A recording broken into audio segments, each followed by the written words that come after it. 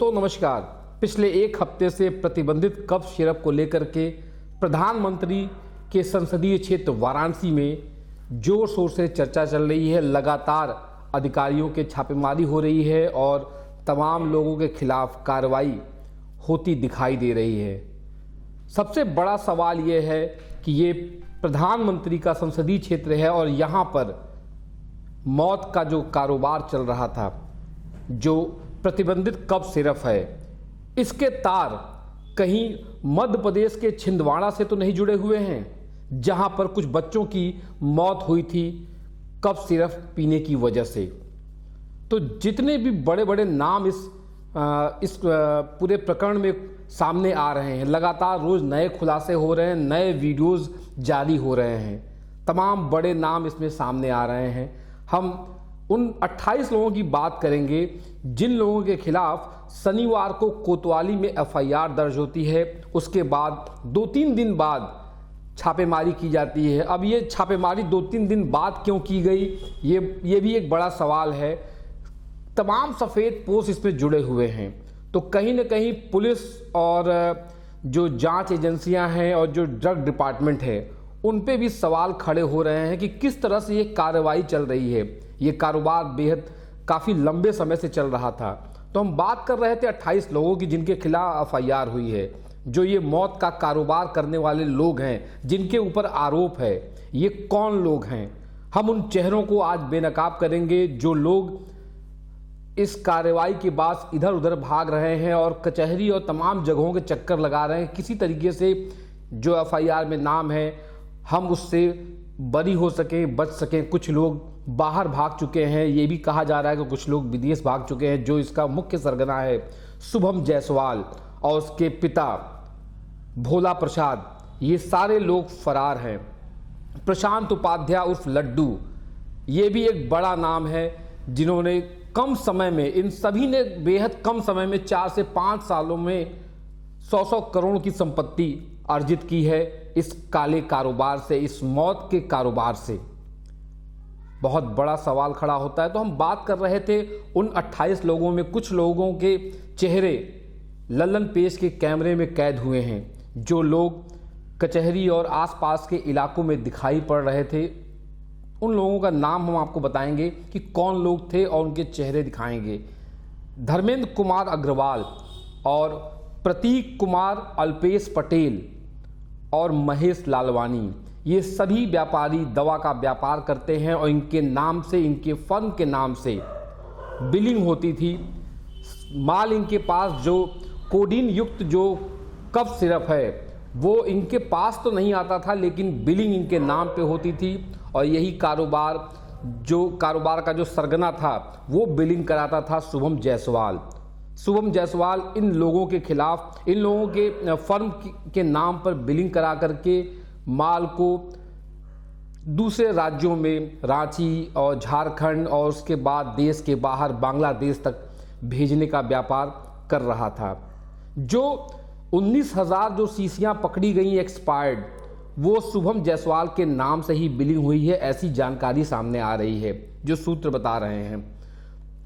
ये सारे एक्सपायरी जो दवाएं हैं, जो अधिकारियों के जो बयान है, जो अधिकारियों का कहना है कि ये जो एक्सपायरी दवाएं हैं ये मार्केट में नहीं बेची जाती थी, इसको अलग से इसकी सप्लाई होती थी और इसके नशे के तौर पे इस दवा को, जो एक्सपायर्ड हो चुकी है दवा, उसको नशे के तौर पे इस्तेमाल किया जाता था और इससे पैसा कमाया जाता था।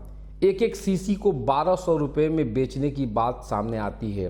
करीब करीब 93 लोग सब सागर मंडी में चिन्हित किए गए हैं जिन लोगों के फर्म के नाम पर बिलिंग की गई है।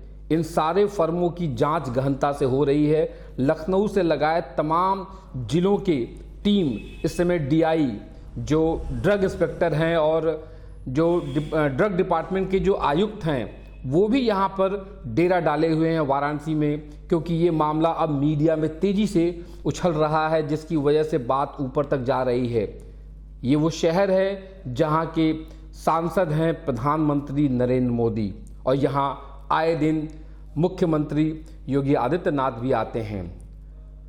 इस शहर में इतना बड़ा मौत का कारोबार किस तरीके से चल रहा था किसी की निगाह इस पे नहीं थी, या निगाह थी तो उसको नज़रअंदाज किया गया था। ये सारी चीज़ें जांच में सामने आएंगी। जो आयुक्त, जो महिला आयुक्त हैं डेवलपमेंट डिपार्टमेंट, ड्रग डिपार्टमेंट की, वो भी, उनका भी कहना है कि हमारे डिपार्टमेंट के जो लोग इसमें शामिल हैं, वो भी हमारी नज़र में है कि ऐसा तो नहीं कि डिपार्टमेंट के लोग भी इसमें सक्रिय भूमिका में थे और उनकी भी इसमें कहीं न कहीं जो है हिस्सेदारी देखने को मिलती है। ये भी जांच के दायरे में है।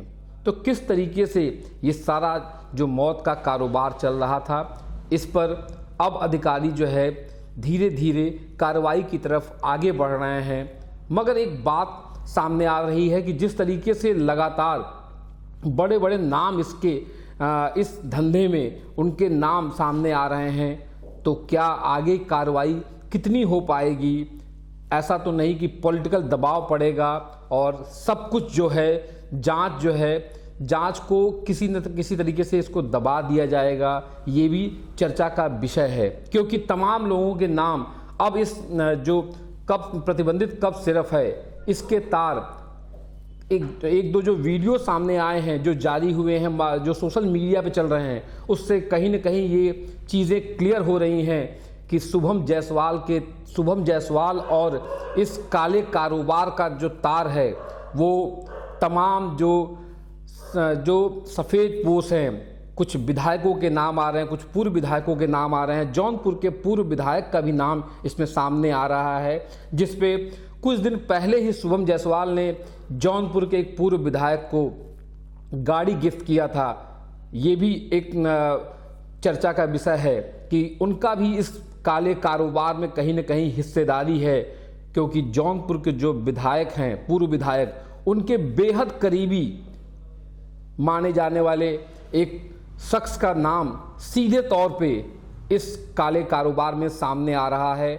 उनके पिता के नाम ये कहा जा रहा है कि जो बिलिंग की गई है, जो फर्म बनाया गया है, उस फर्म पर भी इस जो फेंसाडिल जो सिरप है, प्रतिबंधित सिरप, इसकी बिलिंग उनके नाम पर भी की गई है। ये सारी चीज़ें जांच के दायरे में हैं। देखना ये होगा कि किस तरीके से ये जांच आगे बढ़ती है, कौन कौन लोग इसकी गिरफ्त में आते हैं।